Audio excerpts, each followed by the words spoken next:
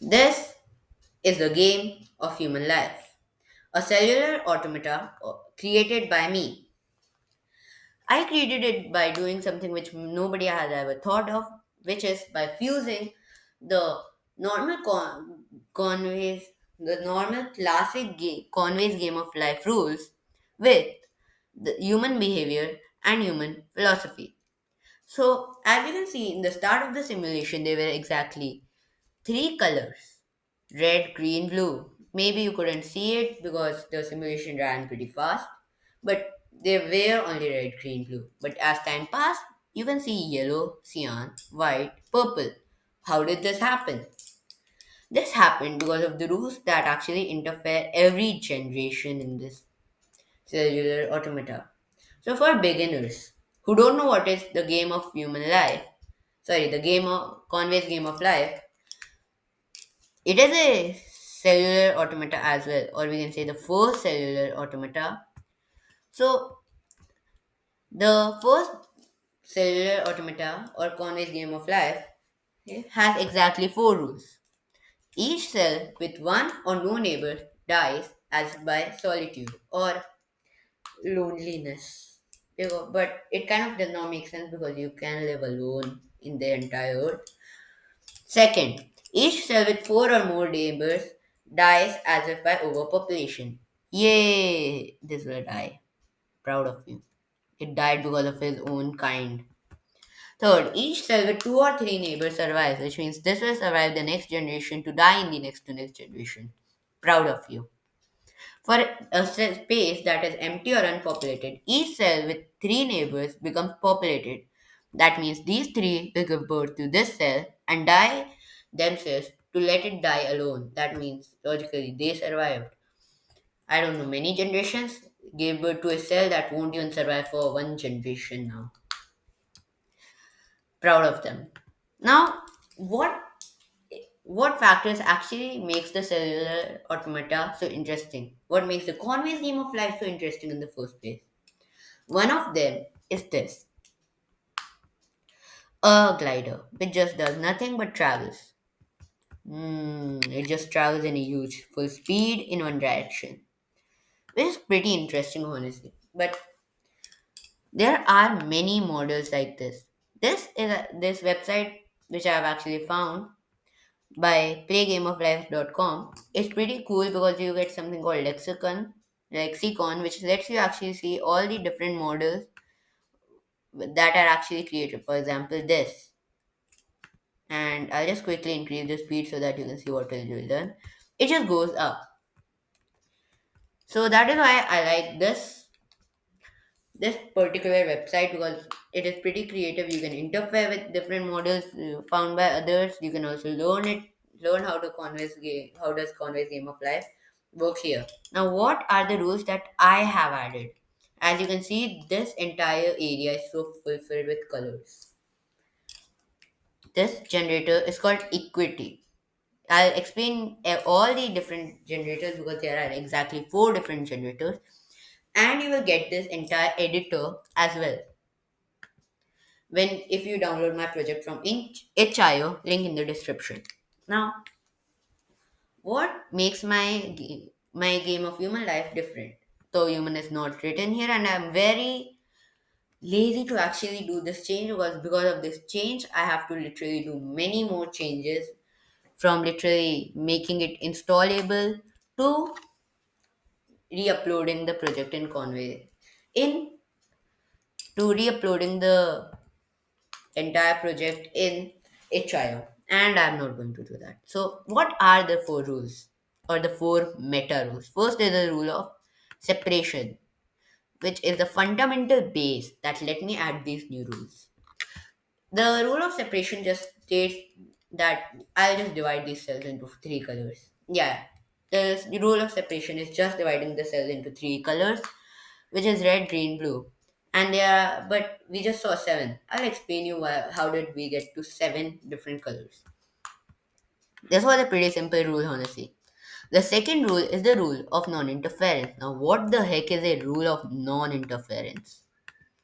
The rule of non-interference is honestly One rule which many people could have thought about adding but nobody did, and that kind of actually makes me wonder why didn't anybody. So as you can see, as the green cell is existing, the red cell cannot interfere with the green, even though it will lose its life if it does not, or just form this. However, if the glider was green and of the same color, it will interfere.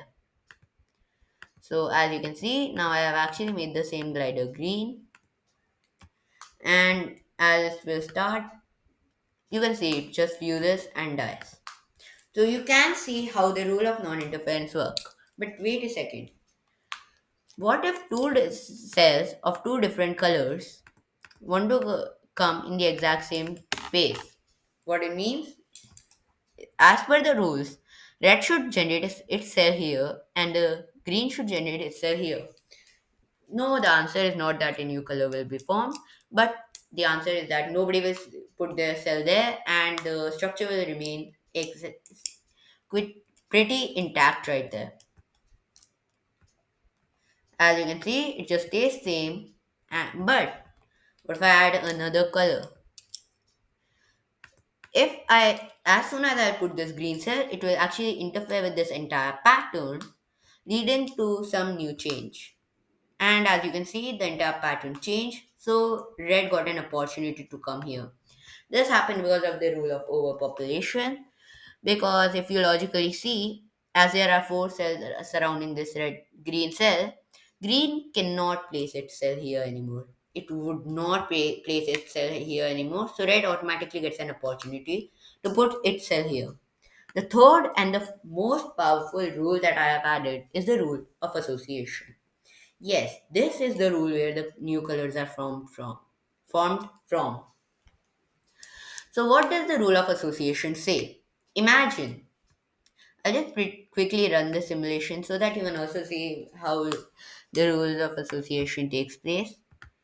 So imagine you are a cell of green color, I am a cell of red color. We both do not want to leave our identity, which is simply their color right now. But as we both are dying, it's just a pretty simple thing. Either we lose our identity or we die. So 100% for surviving, we'll just we both will just fuse to form a new identity. And that is how new colors are formed. There are actually expressions, and by just creating the rule of association, I actually also created some power charts. How? So as you can see, normally red plus blue equals to purple, green plus blue equals to cyan, and red plus green equals to yellow. However, if you see, the primaries are actually going to lose their identities pretty soon in any random generator. Reason? These primary colors are scared of all the other six colors because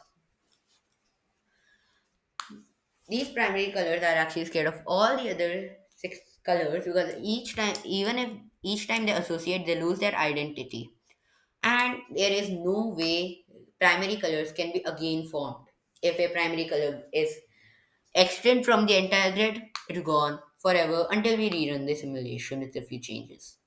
Second, which are very powerful in the power chart, are purple, yellow, cyan, which we can see in the simulation as green, red, and blue are actually gone extinct. Blue, purple, yellow, and white are in their young and powerful stage. Now, they are the most powerful because first thing, these three colors are the easiest to form because every time a random generator is created, each time a random generated arrangement is created, the red, green, and blue usually just quickly fizzle out and start mixing to form these secondary colors. But white formation of white can be hard because forming white requires the mixing of all three colors. Now, why is purple, yellow, cyan so powerful? Purple, yellow, cyan are only scared of the colors they are made up of. For example, purple is made up of red and blue. So it is not at all scared of red and blue. However, sorry, in the starting I said are scared of the colors they are made up of, but it's not the truth. The colors they are not made up of, that is the thing that actually can make them lose their identity. Meaning, if you see red, green, blue are the weakest. However, purple, yellow, cyan and are not to be scared of red and blue, but purple has to be scared of white, cyan, and yellow, green. This is because uh, if purple associates with any of them, it loses its identity. So that's why purple is scared of four colors, and all the other secondary pairs also have the same rule. They are scared of all the different four colors. White is just the weakest, we can say, kind of is just kind of the strongest because it can associate with any color and it won't lose its identity. Now, wait a second. In the starting, didn't we just notice that a few colors didn't associate? Like in the starting, association was a kind of hard. So let's just see what will happen if we try to simulate association here. As per the rules, it should associate. Yes, it will. Oh, it didn't associate. That was weird. This happened because of the rule of dominance. If you belong to the most dominant or populous community in the entire grid, you will not associate because you respect your identity. But as blue is right now the most dominant and there are only 8 cells, blue will no matter what won't associate till it's dominant. However, as soon as blue becomes weak, it will associate.